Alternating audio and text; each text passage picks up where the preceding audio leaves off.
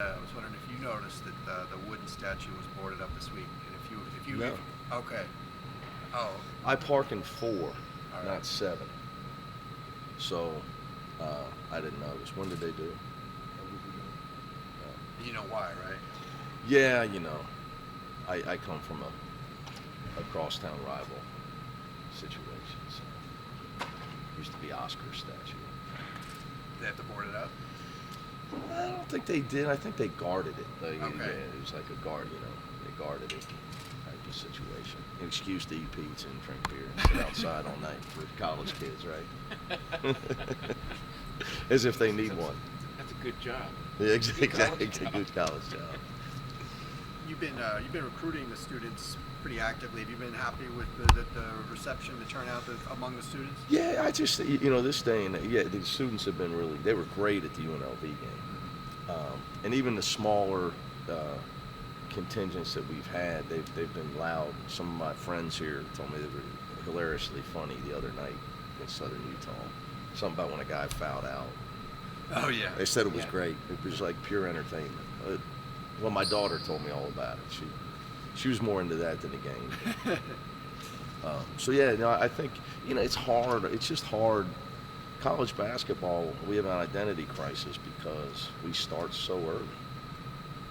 And there's always been movements that we should start maybe after Christmas. But TV rules the world, and everybody likes the Final Four to the Masters to whatever. It's kind of how it is. But so it's just tough for all of us early. Yeah. So nowadays with attendance, I focus on the people that come, and I thank them. Because I just saw Notre Dame didn't sell out a football game the other day. So it just shows you, when you can go to Costco, which is a place I've never been, by the way. People don't believe that. And get a TV, a 70-inch or 65-inch for $200 or $300. Yeah. And you get HD. It's hard. It's the times. But yeah, the students have been good. I'm looking forward to really, getting more. I think I'm doing we have a pep rally tomorrow, so I'm gonna make a cameo at the pep nice. rally. Yeah. So you give a little talk there. Whether it's a hot, whatever. I'm not crowd surfing, but Okay. I'll do something. All right. Where do you think David Singleton is in the process of kind of rounding back into the player that he was before the injury? Yeah, it's interesting because I just asked David, and he says he's fine. Others say he doesn't quite look the same, which sounds like you're in that camp. So for me, it's hard because film doesn't do justice to speed and quickness and movement. And I think he's physically fine. But when you had the injury that he had and you don't play for an extended period of time, there's just no way you can be as fluid as you would have been if you wouldn't have had that injury. And not just the injury, just the lack of time on the court. Yeah. But David's a tough guy, so he's just gonna. If I ask him, he's just gonna tell me he's fine. That's just So he falls right in line with where our team. I think we have a long way to go to reach our potential as a team because Tiger, Sharif didn't play last year. I'm hoping to get Jake going. Jaime. We get so many young guys. It's just even like Jalen and Cody. I mean, they haven't been asked to be accountable for every minute they're in there to do the right thing. It's just so much different when you have to be counted on for 30 minutes, 28 minutes, instead of if you play well, you stay in. If you don't, you come out. So, but I think Dave would just tell you though that he's fine. I think that's just his toughness and his personality. Chris Smith has career highs in back-to-back games. Is he just beginning to kind of scratch the surface of the player that he can be? Yes. I think Chris probably because of coming to school a year early, he's still only 19. His birthday's got to be soon. He and Jalen turned 20. Coming to school early, you got to understand Chris is younger than, and I'm not going to name names, but other freshmen in college basketball. That's a fact, at high major schools. So, yeah, he's just still, I think he's still just coming into his own with his identity as a player. Focusing and playing with an intensity all the time is only going to take his game up and up as his career goes. Like that's his challenge. Now that I've been around him enough.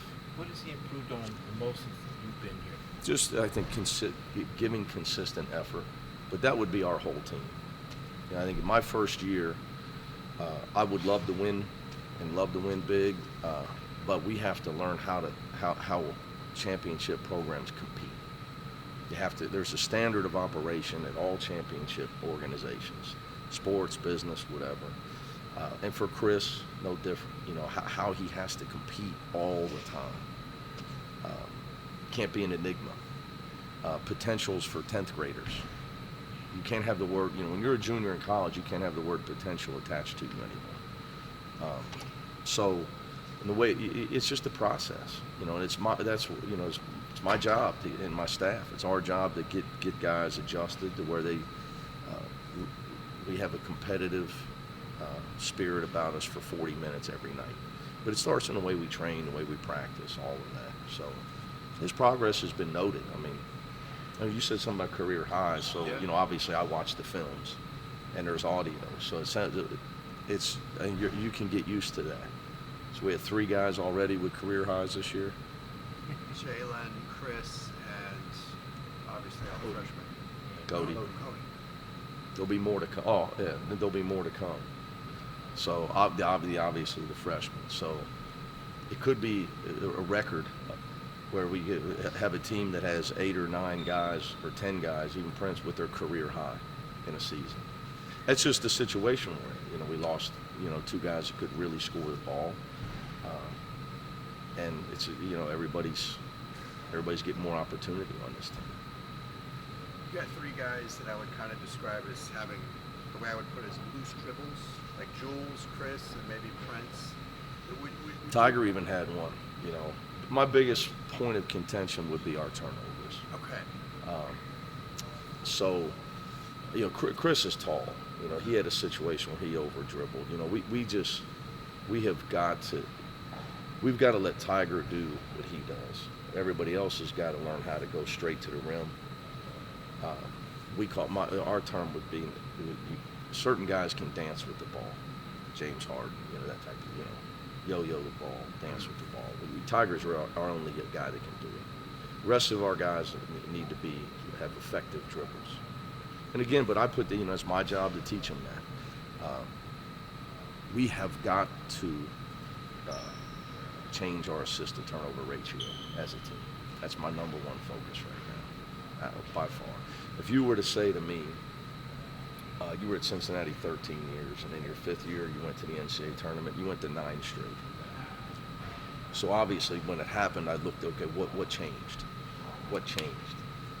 We had the same field goal percentage. We gave up the same amount of points. Our rebounding was the same. 2 things changed. We got old enough to where we could defend without fouling. So we shot more and gave up less free throws. But the number one difference was turnovers. The number one difference was turnovers. So I told the team the other night, I've coached some teams that maybe didn't have NCAA tournament talent, but we made it because we took care of the ball. And we have got to do that because we're doing a great job of getting fouled and defending without fouling. We have got to take care of the ball. Where does that start? I say everything starts with me, and I don't blame players. I think your job as a coach is to get the job done. I got to find a way to get the job done. So we got sometimes that's the bench, as you noted. Sometimes it's the bench. That's what practice is for. That's what film is for. That's why they pay you the big bucks. You can't say, well, this guy. Nobody wants to hear that, and I don't think it's valid. Your job, we got to get the job done. So we don't need guys yo-yoing the ball. That's not what they do. And shot selection is something as well for us. It's for us to maximize our potential as an offensive team. But again, that's all coaching. That's all coaching. It's all part of our journey. Hey, everybody's got parts of their journey they need to improve on. You know, I watch some people play right now and they can't guard their lunch for my daughter's friends at 7th grade at Campbell Hall. You know, so right now we got to take care of the ball. It's only been a small sample size, one exhibition and 4 regular season games, but what have you seen from the defense that gives you a little bit of hope? Our effort. Our effort, and Jalen and Cody and Chris, when they're and Sharif, as he's getting healthy, being able to, I think you have to be able to protect the rim. You got to start inside out. If you can't protect the rim, if you give up easy baskets, you have no chance. Then we've got to, you know, as the competition changes, we got to probably do a better job with our perimeter defense. Too many, what I would call blow-bys.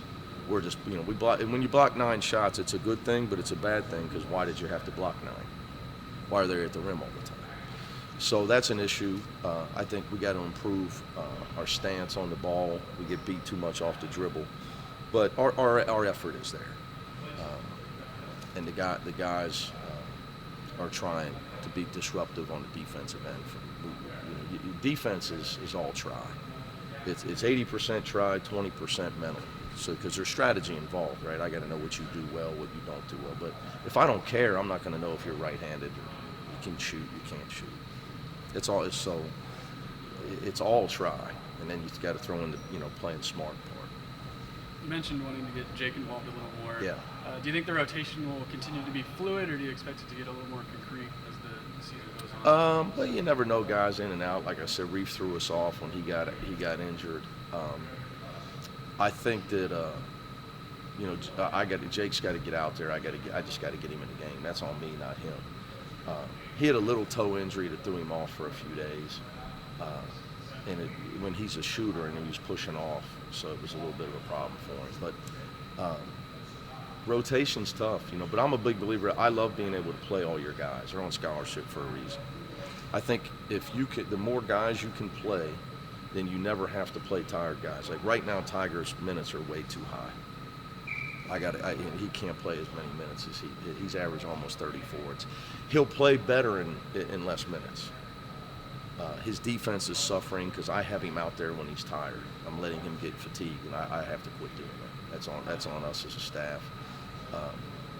We got other guys they may not do the things that he does well, but Dave shoots it. He takes care of it. Prince is getting better at handling the ball. We have different things we can do offensively where we don't need a lot of dribbling. So rotation's big, but that's what you play all these games for here. You figure it out as you go. Will you get? Go. We can get 2. Go ahead.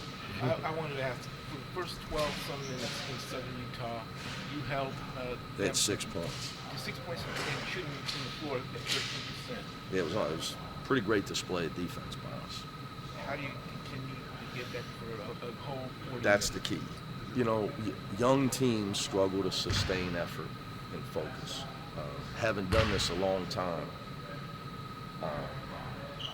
I had a team at Murray State my second year, and we struggled to sustain it. The same guys all came back the next year, and we were dominant.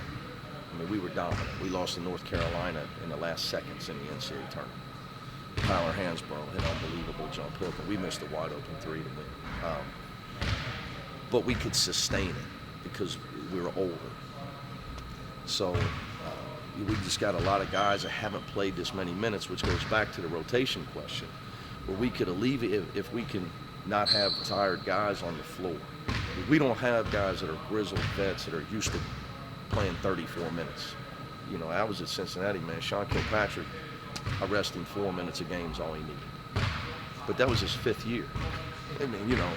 That was his 5th year. Prince is the one guy that could probably do it for us. That's the key. So it's just hard. It doesn't matter if it's young teams in the pros. I was watching last night. The guy was talking. David Griffin was talking about the Pelicans. He said young teams are bad defensively. We're not bad, but can we sustain it enough? You guys have an open scholarship. Are you going to be able to award that to a walk-on to help somebody out? Yeah, always. What you have to do because of the rules, because you never know, guys. There's so many transfers right now. You have to wait. Because what if you could get a transfer in December? So if you were to give it in the fall, they're all 1 year. Scholarships are 1 year. So you couldn't say, oops, Russ, I need it back. So All-American wants to transfer. So we would have to wait up until January when school started.